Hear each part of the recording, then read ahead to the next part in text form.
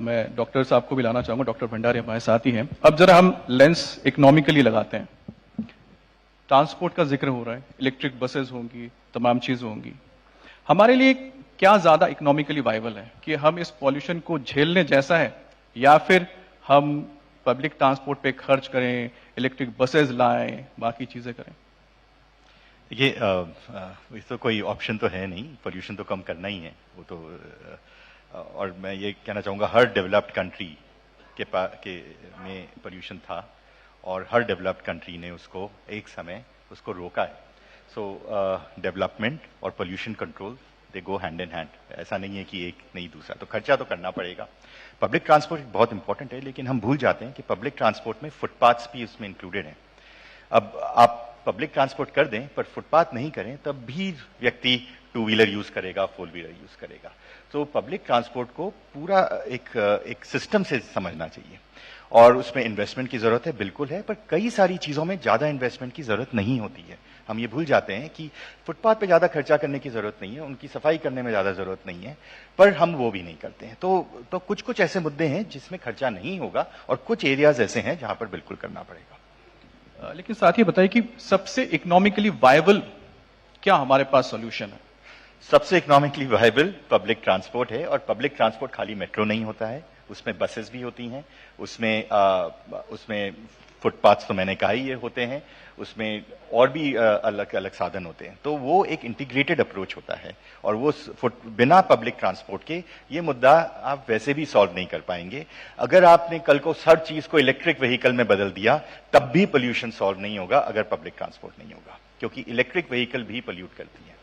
चलिए, आप कह रहे हैं ट्रांसपोर्ट एक बहुत अच्छा हमारे लिए वाइबल ऑप्शन है, लेकिन ट्रांसपोर्ट का जिक्र होता है, देखिए मेट्रो भी है, इलेक्ट्रिक बसेस भी आ रही हैं, लेकिन इसके अलावा मैम बात करते हैं तो वो है डस्ट। जो सड़कों पे डस्ट रहता है वो भी एक बहुत बड़ा इस पॉल्यूशन का कारण बनता है, और साथ ही साथ कंस्ट्रक्शन का भी होता है। अब इसके लिए क्या उपाय है? ये तो नहीं है कि हर बार आए इसको बंद कर दें आप ग्राफ 4 के बाद।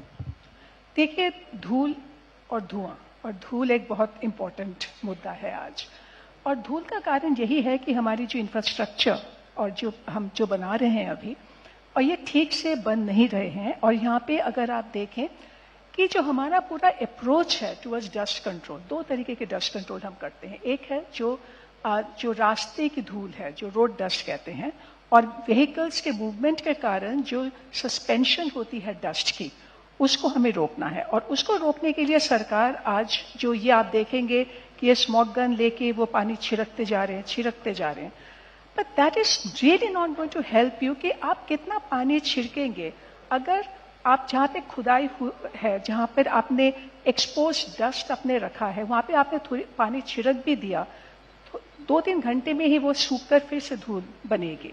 तो इसके लिए ये पूरी जो हमें एक रीडेवलपमेंट का एक टेम्पलेट हमें अपनाना होगा, उसका एक ढांचा चाहिए हमें, जहाँ पे आप जो रोड रीडेवलप करेंगे ताकि जो ये पॉट होल्स हैं उसको हटाएं, जो पेविंग है उसको ठीक से करें, जो फुटपाथ्स हैं उनको ठीक से बनाएं, जो रास्ते में ग्रीनिंग होती है उसको हम ठीक से करें। तो ये सिर्फ पानी छिड़कने से नहीं होगा, यहाँ पे आपको रीडेवलप करना पड़ेगा रोड नेटवर्क को। और दूसरी जो डस्ट की बात हम कर रहे हैं वो है कंस्ट्रक्शन, और शहरीकरण के साथ साथ कंस्ट्रक्शन अभी बहुत तेजी से बढ़ रहा है पूरी दिल्ली एनसीआर में। अब यहाँ पे कुछ डस्ट कंट्रोल मेजर्स बताए गए हैं, और पर इसकी जो मैंडेट और मैंडेटरी इम्प्लीमेंटेशन है, प्रॉपर एनफोर्समेंट होना, ये बहुत जरूरी है।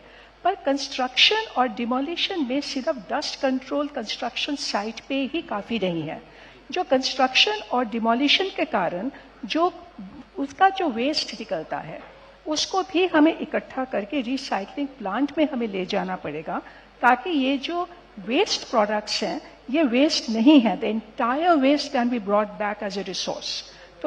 तो हमें ध्यान देना होगा कि ये जो पूरा एक इकोसिस्टम अप्रोच है टुवर्ड्स डस्ट कंट्रोल, ये हमें ठीक से इम्प्लीमेंट करना होगा, क्योंकि डस्ट इन इटसेल्फ उतना हानिकारक नहीं होता है, पर डस्ट एक माध्यम, एक मीडियम बन जाता है कि डस्ट के ऊपर एक कोटिंग बनती है, जो टॉक्सिक पोल्यूशन जो गाड़ियों से, इंडस्ट्री से निकलते हैं, वो डस्ट पे कोटिंग से बनकर सांसों के साथ हमारे लंग्स में पहुंच जाते हैं।